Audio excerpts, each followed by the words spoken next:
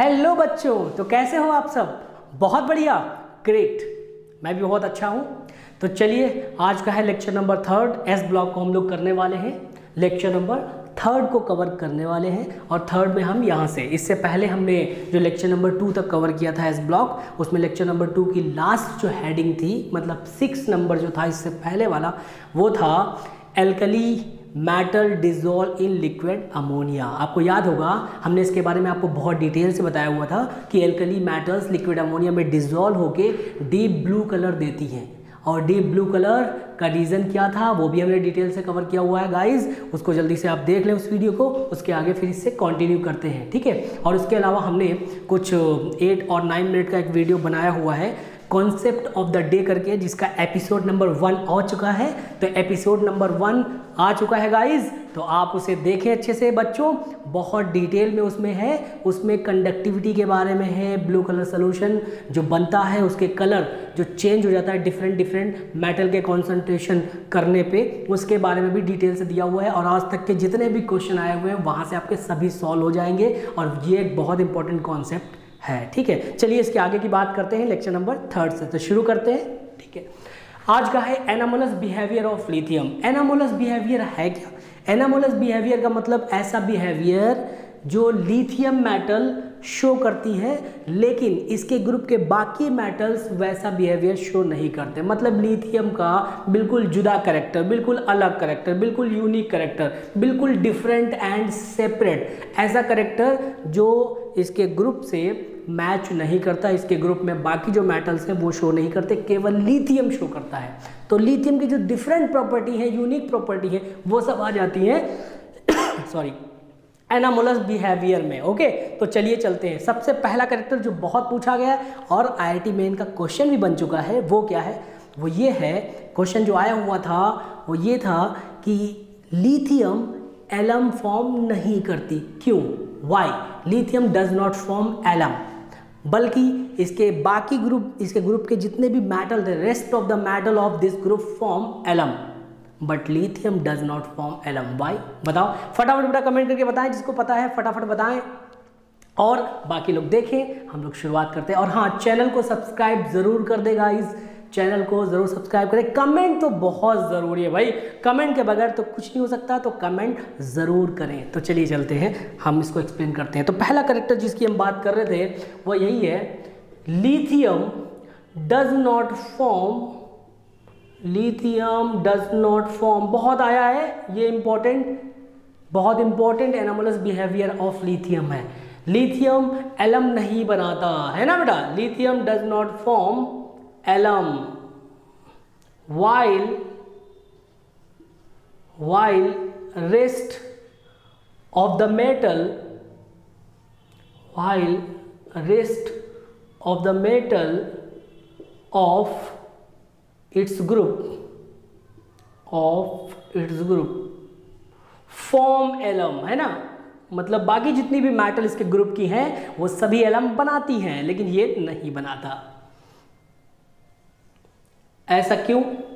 उसका इसलिए बेटा कि लिथियम का साइज इतना ज़्यादा स्मॉल है कि वो एलम के लिए सुटेबल नहीं है। तो इसका असली रीज़न है स्मॉल साइज, ठीक है। तो lithium does not form alum while rest of the metal of its group form alum, because, reason लिख देंगे, because of small size, because of small size of lithium. Okay, अच्छा, अब दूसरा character क्या है एनामोलस? दूसरा ही बहुत इंपॉर्टेंट है जो आया हुआ है, बहुत इंपॉर्टेंट है कि जो लिथियम का नाइट्रेट है।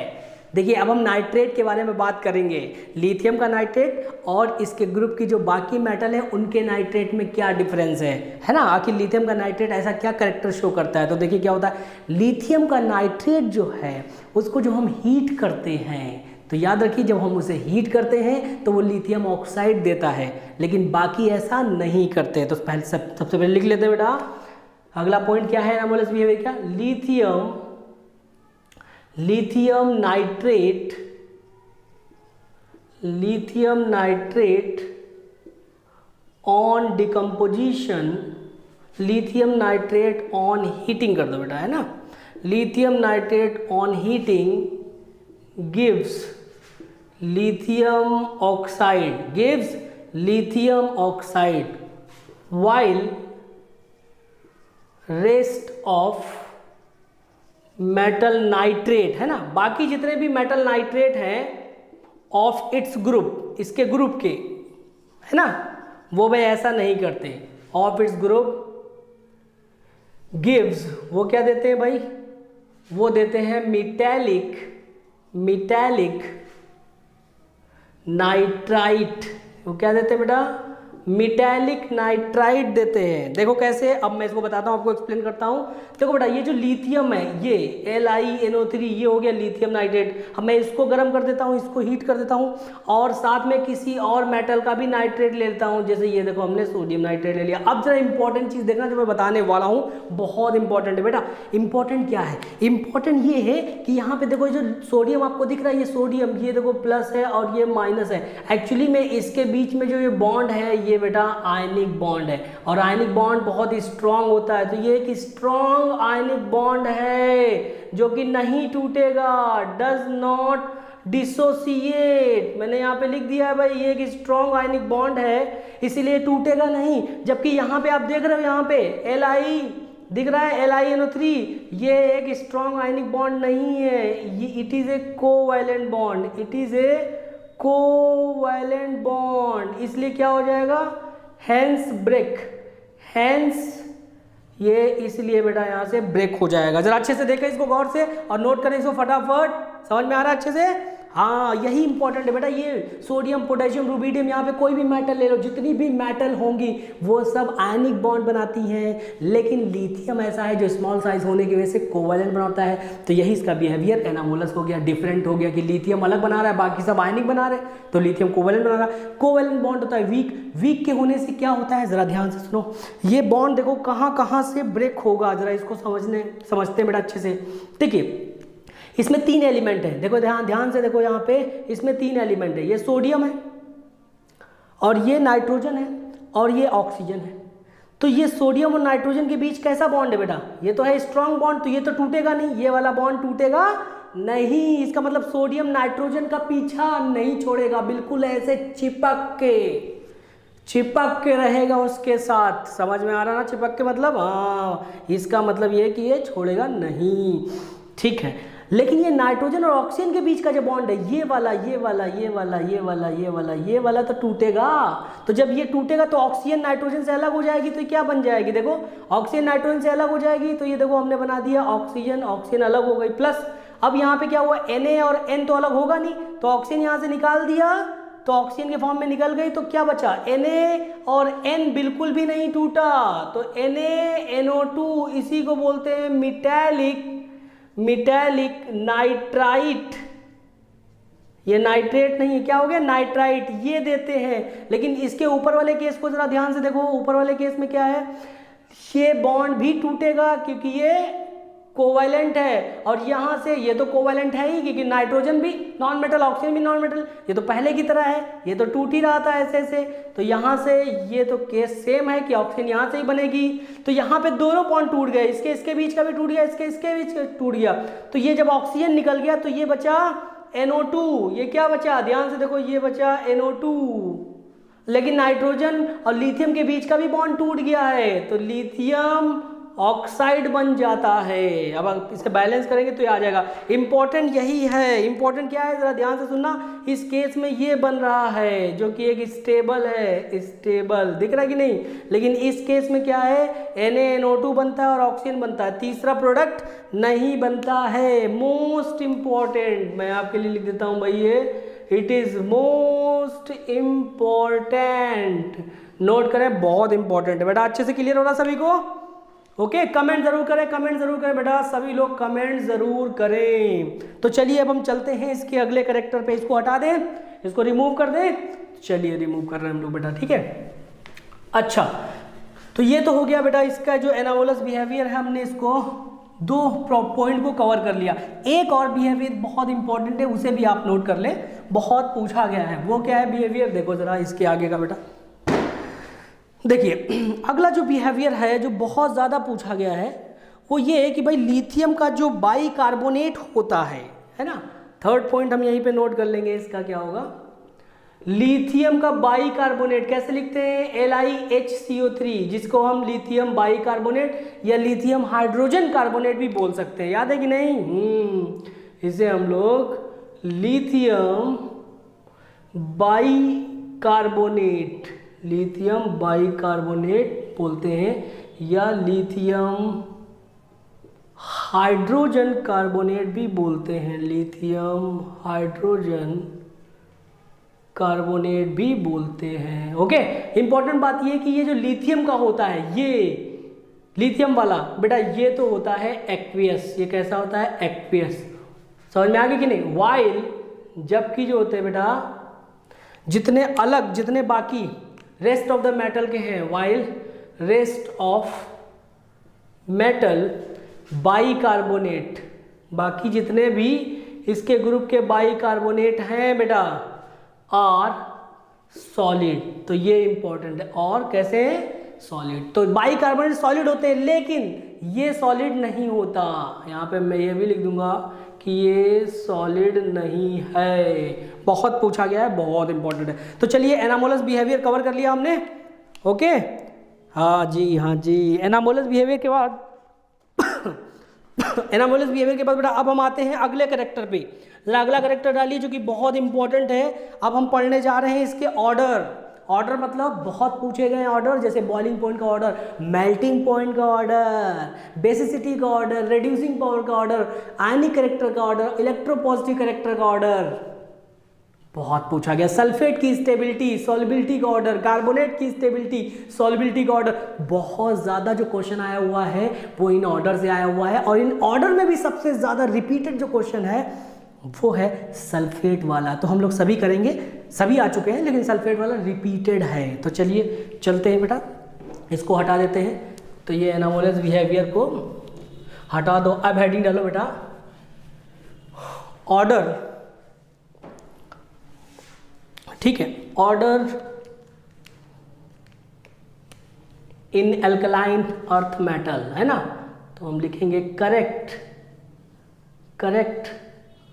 Order in alkaline metal, sorry alkali metal अभी हम पढ़ रहे हैं, एल्कलाइन नहीं, अभी एल्कली मेटल्स की बात हो रही है, ठीक है। करेक्ट ऑर्डर की बात करें, सबसे पहला बेटा है हमारा मेल्टिंग पॉइंट, बॉइलिंग पॉइंट, है ना।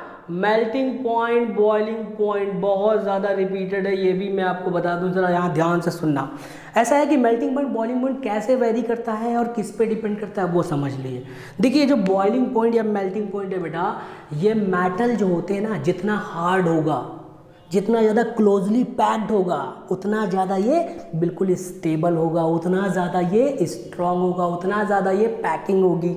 तो ये जितना स्मॉल साइज होगा उतना ही ज़्यादा ये पैकिंग होगी। तो एक्चुअली में मेल्टिंग पॉइंट, बॉइलिंग पॉइंट जो आप पढ़ रहे हैं, ये लो बेटा, it is directly proportional to close packing या पैकिंग। पैकिंग कौन सी पैकिंग, आप लिख दो बेटा क्लोज पैकिंग, यहाँ पे मैं लिख देता हूँ क्लोज पैकिंग। जितनी ज़्यादा क्लोज पैकिंग होगी उतना ही ज़्यादा हार्ड होगा, तो डायरेक्टली प्रोपोर्शनल टू हार्डनेस लिख दो भाई, उतना ही ज़्यादा हार्डनेस होगी। जितना ही ज़्यादा हार्डनेस होगी उतना ही ज़्यादा स्टेबल होगा, ये भी लिख दो डायरेक्टली प्रोपोर्शनल टू स्टेबल। और ये सब कब होगा, जितना स्मॉल साइज होगा उतना ही ये सब होगा। तो डायरेक्टली प्रोपोर्शनल टू क्या होना चाहिए, स्मॉल साइज, या आप इनवर्सली प्रोपोर्शनल टू साइज लिख दीजिए। ये लो, समझ में आ रहा है अच्छे से, बहुत रिपीटेड है, बहुत इंपॉर्टेंट कॉन्सेप्ट है। ये देखो, इसका मतलब ये हुआ कि आप सिर्फ इन दोनों चीज़ों पे गौर करें, क्या कि अगर मेल्टिंग पॉइंट, बॉइलिंग पॉइंट आपसे पूछा गया है तो आप समझ जाइएगा कि किस पे डिपेंड है। यहाँ पे देखो लिखा हुआ है पैकिंग, और ये इनवर्सली प्रोपोर्शनल टू साइज। इसका मतलब जो लिथियम है, लिथियम, इसका बॉइलिंग पॉइंट, मेल्टिंग पॉइंट सबसे ज़्यादा होगा, और डाउन द ग्रुप आएंगे तो ये घटता चला जाएगा, क्योंकि लिथियम सबसे स्मॉल है। तो आप देखिए लिथियम जो है वो कैसी है, स्मॉल साइज की है। स्मॉल साइज की है तो हार्डनेस क्या होगी, बोलो बेटा, स्मॉल साइज की है तो हार्डनेस जो है वो हाई होगी। पैकिंग जो है वो भी क्या होगा, बोलो बेटा, पैकिंग कौन सी, मैं यहाँ पे लिख देता हूँ क्लोज पैकिंग। ये देखो क्लोज पैकिंग भी हाई होगी, और ये जितना ज़्यादा हाई होगा उतना ही ज़्यादा melting point, boiling point high होगा। बॉइलिंग पॉइंट या मेल्टिंग पॉइंट उतना हाई होगा। तो ये सबसे ज़्यादा, फटाफट लिख दो, सोडियम, उससे कम पोटेशियम, फिर रुबिडियम और फिर caesium.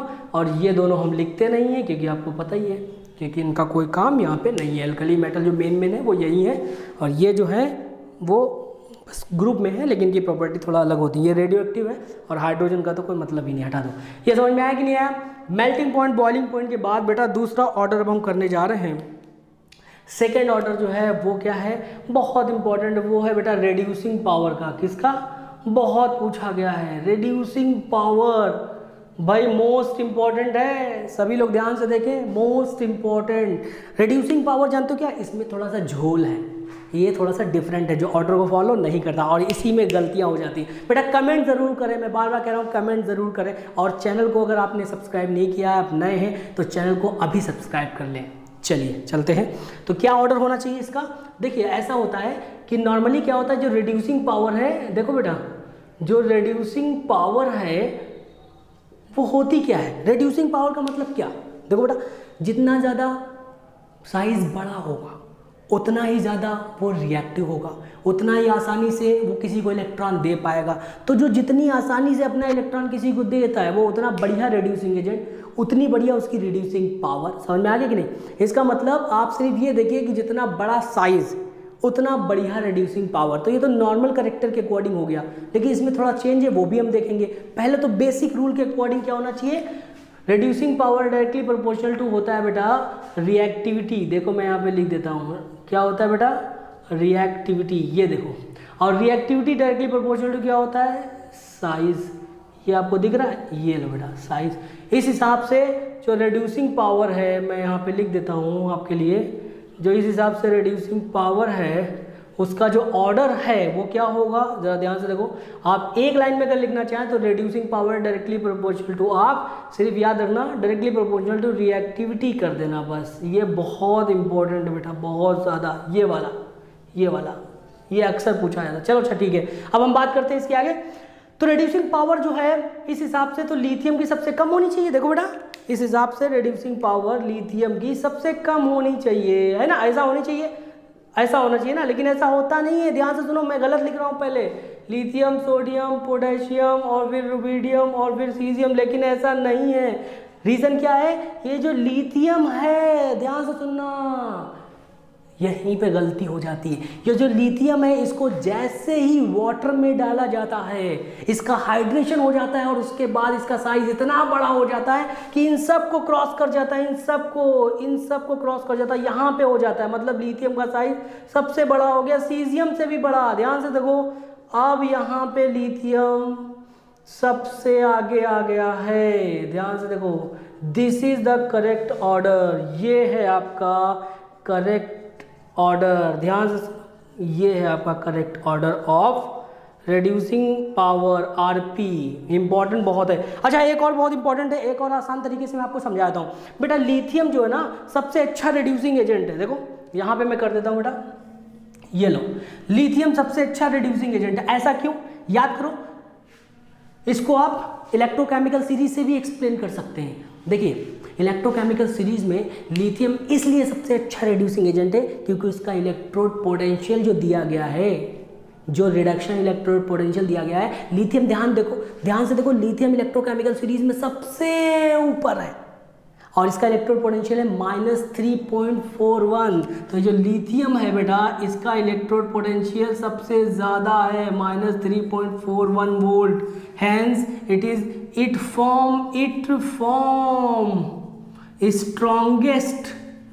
Form strongest reducing agent. यही रीज़न है, ये दूसरा रीज़न है, दूसरा कॉन्सेप्ट है। दोनों से आप एक्सप्लेन कर सकते हैं इसका। और ये कौन कौन से बनाते हैं, जैसे मैं यहाँ पे लिख दूँ आपको, फॉर एग्जांपल याद करो, LiAlH4 वो इसी का है, इसी की वजह से देखिए स्ट्रॉन्गेस्ट रिड्यूसिंग एजेंट एक होता है LiBH4। ये दोनों जो है ये स्ट्रॉन्गेस्ट रिड्यूसिंग एजेंट है और ये लिथियम बना दे रहा है strongest reducing agent. Is that clear to everyone? बेटा सभी को क्लियर हो गया अच्छे से? ओके, तो अब आप बताओ कि ये लिथियम सबसे स्ट्रॉन्गेस्ट रिड्यूसिंग एजेंट क्यों हो जाता है? पहला जो रीज़न है वो ये है कि इसका इलेक्ट्रोड पोटेंशियल जो है सबसे ज़्यादा है, सबसे ज़्यादा पूरी इलेक्ट्रोकेमिकल सीरीज में, इसीलिए ये सबसे स्ट्रॉन्गेस्ट रिड्यूसिंग एजेंट बना रहा है। दूसरा, ऐसा क्यों होता है, ये इतना ज़्यादा क्यों हो जाता है, इसका कॉन्सेप्ट, इसका भी कॉन्सेप्ट समझ लीजिए। इसका कॉन्सेप्ट क्या है कि ये जैसे ही आप वाटर में डालते हैं इसकी हाइड्रेशन एनर्जी जो है, याद करो, इतनी ज़्यादा हो जाती है जिसकी वजह से साइज इतना बड़ा हो जाता है कि ये सीजियम को भी क्रॉस कर जाता है। और ये देखो यहाँ पे याद रखना है, बहुत इंपॉर्टेंट है। ठीक है बेटा, सभी को क्लियर है? ओके, अब हम आगे बढ़े। ठीक है बेटा, नोट कर ले फटाफट, फिर मैं इसे हटा देता हूँ।